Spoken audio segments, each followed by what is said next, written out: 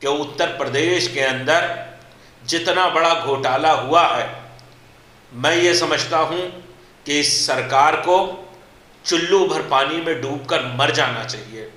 BJP सरकार, इसकी चमड़ी बहुत मोटी है भाई साहब, इनको धब्बे वब्बे की फिक्र नहीं है। ये एक ऐसा मशीन लेकर आए हैं, ऐसी मशीन लेकर आए हैं जिस मशीन के अंदर जाने के बाद दाग धब्बे का असर जो होता है वो दिखना बंद हो जाता है। वो मशीन है आरएसएस की मशीन। कि ये जो मोदी सरकार है ये कितनी झूठी सरकार है, कितनी मक्कार सरकार है। ये पूंजीपतियों के गोद में बैठकर खेलने वाली सरकार है। इसने पूरे देश को गिरवी रख दिया है। वो भांडों का सरदार जिसका नाम संबित पात्रा है, वो रोज आकर भड़ैती कर रहा है। मोदी जी को बोलना है, पता नहीं ऊपर वाले जाने कि कौन सी बूटी खा के आते हैं कि उनके पास ज्ञान इतना आ जाता है। वो तो नाली से गैस वाला आपने सुना ही है। उसके अलावा वो गुरु नानक जी को, संत कबीर दास जी को और क्या नाम से गोरक्षनाथ जी को, सबको इकट्ठा बिठा देते हैं। अलग अलग युग के लोग, अलग अलग लोग। तो आप ये अंदाज़ा लगाइए कि वो जानकारियों से खोखले हैं, जानकारी होती नहीं है, लेकिन उनके अंदर कॉन्फिडेंस इतना ज़बरदस्त है। वो ये समझते हैं कि ये जो हमने अंधभक्तों की एक सेना पाल रखी है, वो हम कुछ भी बोलेंगे वो वाह मोदी जी, वाह मोदी जी।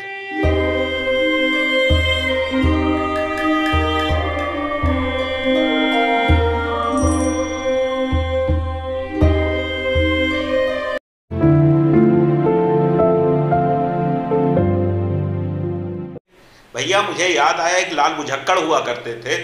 लाल बुझक्कड़ के ज़माने में एक लड़का पेड़ पे चढ़ गया। गांव वाले बड़े परेशान कि लड़के को हम पेड़ से उतारें कैसे।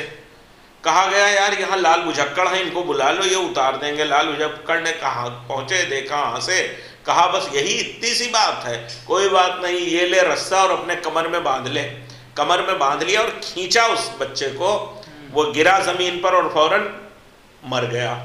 लाल बुझक्कड़ इस पे क्या कहते हैं, कोई बात नहीं, ईश्वर की यही मर्जी थी, भगवान यही चाहता था, वरना पता नहीं कितने लड़कों को हमने कुएं से ऐसे ही निकाला है। देखिए जो हमारे प्रधानमंत्री महोदय हैं, प्रभात सेवक जी, इन्होंने कहा था कि ये जो कोरोना काल है इसको आप एक मौका समझिए। आपदा में अवसर। हाँ, अवसर। और इसको लोगों ने अवसर समझा। जितने भी सरकारी दलाल थे उन्होंने खूब जम के दलाली की। देश घुटनों के बल आ गया। जीडीपी आज माइनस में जा रही है। हालात देश के खराब हो रहे हैं। किसान खुदकुशियां कर रहा है। 14 करोड़ से ज़्यादा नौकरियां जा चुकी हैं। सरकारी नौकरियां तकरीबन 2 करोड़ जा चुकी हैं। देश जब तराही तराही कर रहा है, जब लोगों के कमाने और खाने के लिए नहीं है, तब यही सरकारी दलाल दलाली कर रहे हैं। आज लोग मर रहे हैं, लोगों के पास इलाज कराने को पैसे नहीं हैं, खाने को दाने नहीं हैं, और आप दलाली कर रहे हो, वो भी कोरोना के नाम पर, उन सामग्रियों के नाम पर, उन सहूलतों के नाम पर। जब सारी दुनिया कोरोना काल से लड़ रही है तो भारत के अमीर और अमीर हो रहे हैं। आज मुकेश अंबानी दुनिया के चौथे सबसे अमीर आदमी हो गए। आज जिस तरह से निजीकरण हो रहा है कंपनियों का, आप ये समझ लीजिए कि वो दिन दूर नहीं है जब इस देश के अंदर कुछ भी सरकारी नहीं होगा, सब कुछ निजी हो जाएगा और सिर्फ वही गुजराती चंद बनिए, चंद गुजराती हाथ, उनके हाथों में पूरा देश चला जाएगा। हमेशा बेगुनाह लोग मारे जाते हैं। कोई भी कार्रवाई जब होती है तो टारगेट पहले ही सेट कर लिया जाता है कि इनको किस रास्ते से बचाना है और दूसरे को किस रास्ते से फंसाना है।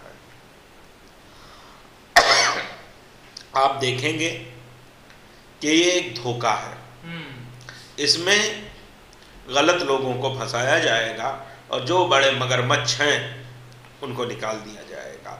जिस तरह से नोटबंदी में जितने भी बड़े लोग थे, घोटालेबाज लोग थे, उनको बचा दिया गया। मारा कौन गया? छोटा आदमी मारा गया जो रोज़ कमाने खाने वाला था।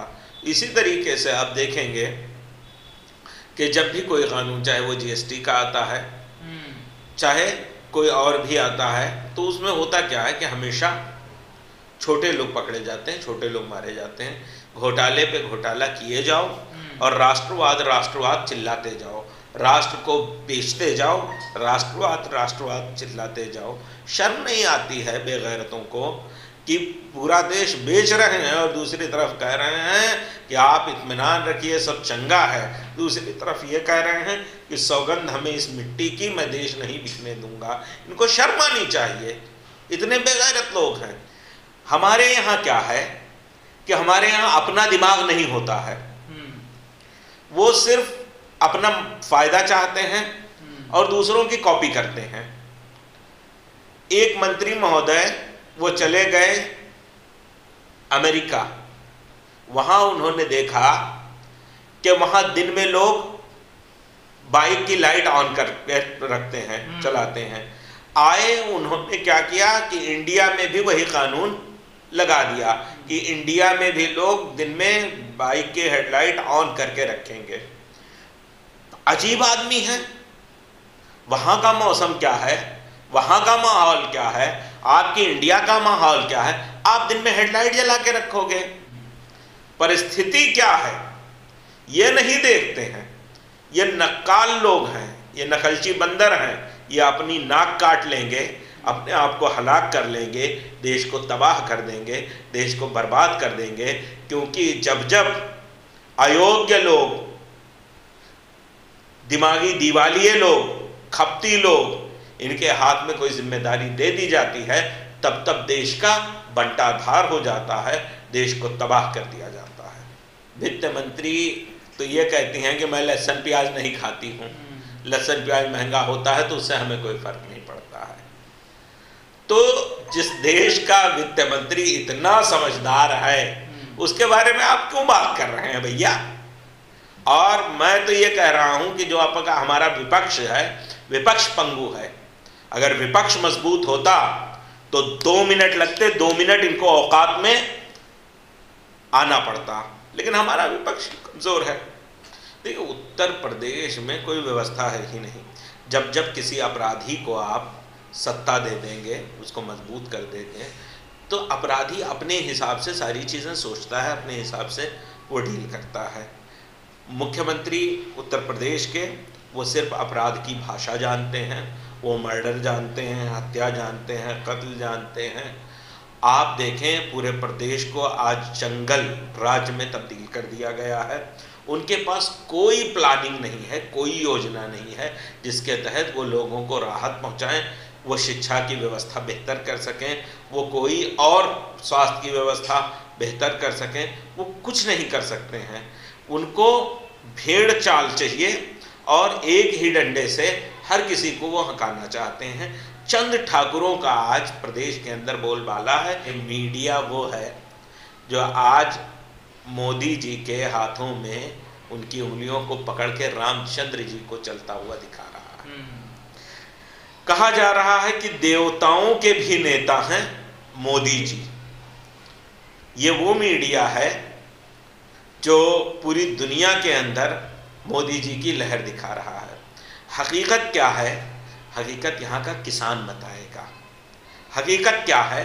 यहाँ पंचर बनाने वाला बताएगा। हकीकत क्या है? ये यहाँ का मजदूर बताएगा। हकीकत क्या है?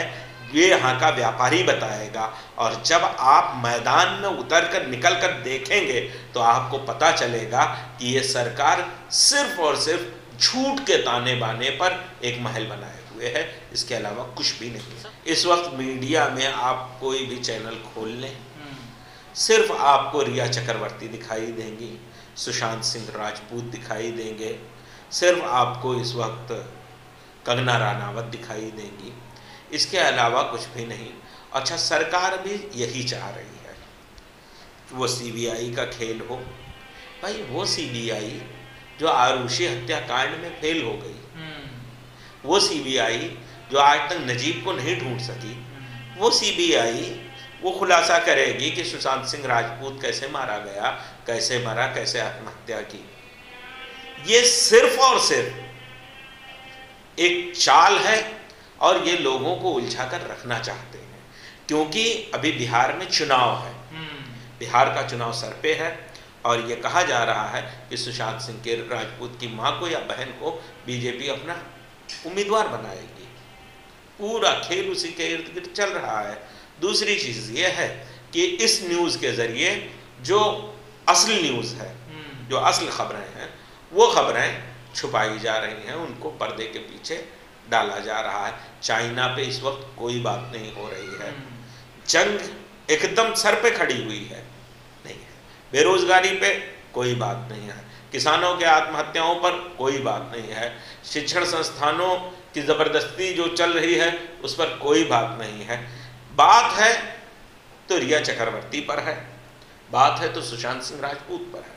हम कहते हैं सुशांत सिंह राजपूत ठीक है, आज आप चला रहे हैं, लेकिन एक व्यक्ति जिसकी मैं कहूंगा जिसकी हत्या हुई थी, जिसका नाम था राजीव त्यागी, जो डिबेट करते करते मार दिया गया।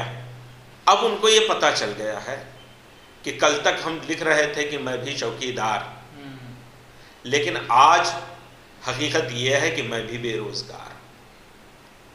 तो जाहिर है कि देश का जो युवा है वो निकल कर आएगा और मैं मुबारकबाद देता हूँ उन युवाओं को, मैं बधाई देता हूँ जो लोग ये सोच रहे हैं, क्योंकि जब तक युवा नहीं सामने आएगा, जिस ओर जवानी चलती है उस ओर ज़माना चलता है, जब तक ये नहीं खड़े होंगे और सच को, हकीकत को सामने नहीं रखेंगे, तब तक देश की तस्वीर नहीं बदलेगी।